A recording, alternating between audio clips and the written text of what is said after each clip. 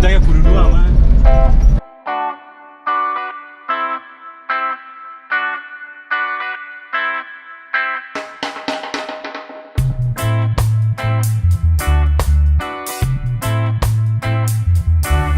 So today I brought you guys a really good car.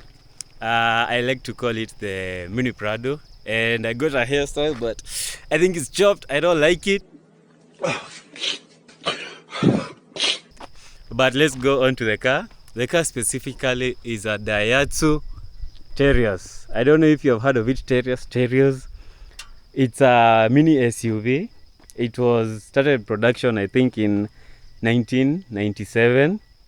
It's a mini compact SUV for family, yeah. It's a Terrios. And what has happened here, this was like a left car.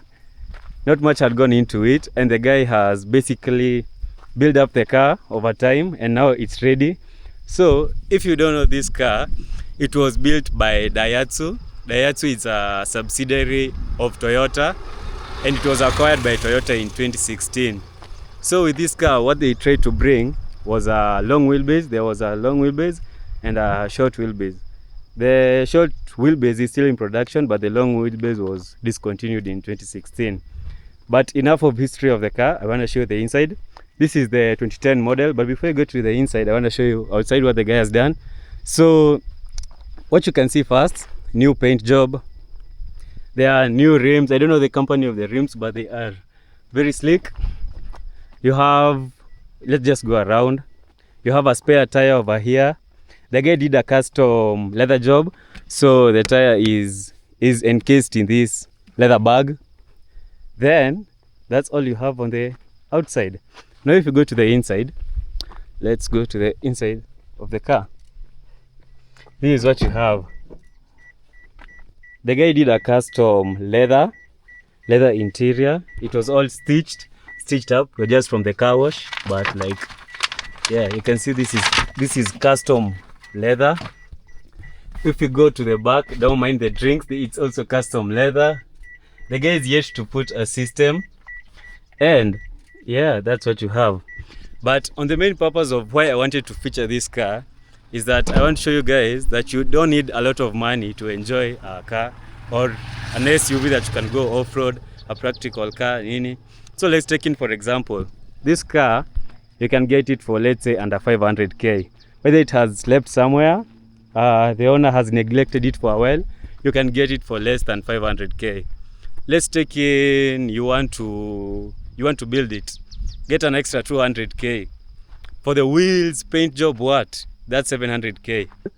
The guy did a trip to, I think, Nakuru. That's like 120 kilometers. It's fuel efficient.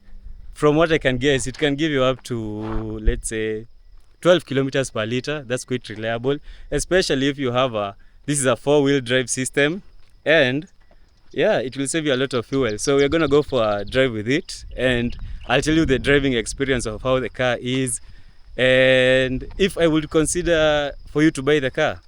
And yeah, let's go. So right now we are in the Dihatsu Terrios, and there are some key features or key points that I want to address.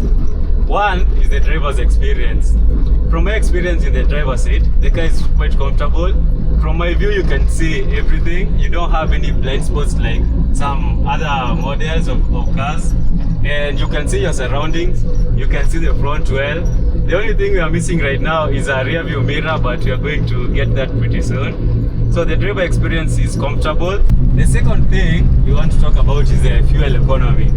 The fuel economy in this car, it can give you an average of, let's say, 12.3 kilometers per liter. Quite bumpy on the road, but yeah, 12.3 kilometers per liter, or even 13. So you'll be comfortable with a fuel, let's say, capacity of 2k. That's around, let's say, like how many liters? Let's say 15 liters. It can give you more than 100 kilometers. So it's quite practical. The other key point I wanted to address is on your passenger comfort side. The car is 5-seater based, so you do have practicality for your passengers. If you want to carry people yeah, my cameraman can show you. I have my cameras there, but it's a 5-seater.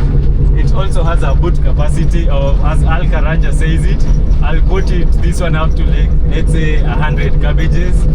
And yeah, so it's quite practical, it's fuel efficient, and it's driver friendly.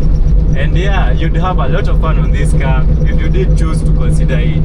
So why would I recommend this car to you guys? First of all, it's a compact SUV. For less than 500k, you're not getting a better deal than that. And then you can choose to add your mods to it. Add another, let's say, not even much, 150k or 100k. Right now we are at 650, 600k. With that, you have a mini Prado. You can go off-road, you have four-wheel drive, and it won't disturb you on the tarmac or on the maram. So it's a fuel-efficient car, practical on all roads, and it's driver-friendly. And it's something unique. It's not something you see on the road every day. The next thing we are going to talk about is the competitors. When this car was released, its competitions were, there was the Toyota Rush, there was the Jimny, the Suzuki Jimny, and there was the, I can't remember that, but I'll put it down on the description. But those were the main competitors of this car. Now we are going on a bit of an off-road because the road is our tarmac just cut us short, but we are going to continue anyway. So right now we are on an off-road road, and just to prove my point, it's quite practical. If I had a low car, I wouldn't be able to cross through here, but it's quite easy in this car. It's quite high. I don't know about how many inches it is to the ground clearance, but it's quite enough. The suspension is a bit rigid or stiff, if you may like, but it's practical. You can go with it. If you had a low car, you wouldn't be able to change gears to go a bit fast, but with this you can. Because right now I'm switching to second, meaning that I'm quite comfortable. It's a bit jumpy, but that's what you get if you want a mini Prado and if you want to go off-road. And yeah, that concludes the driver's side of the car. So I told you guys this is a 5-seater car on the practicality side of it, and I want to show you guys. So if you can come with me, you have 5 seats, driver, front passenger, and the back passengers. Those are already 5 people. I want to show you guys the luggage space, but I can't show because the boot has refused to open, but I can show you from this side.